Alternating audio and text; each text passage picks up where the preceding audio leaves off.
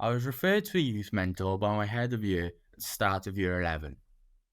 She referred me to a youth mentor because of my attendance in year 10.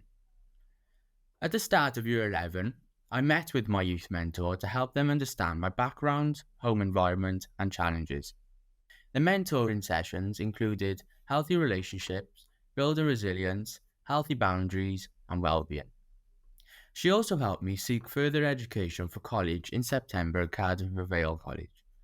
She helped me meet with a school's careers advisor to learn what my options were to follow my dream. She also helped me learn how to build my resilience and become more healthy in my life. She helped me with better attendance and better behaviour and attitude towards school.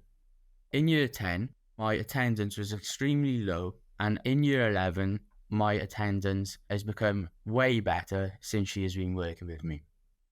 My well-being, I now look after myself at home, whereas I never used to.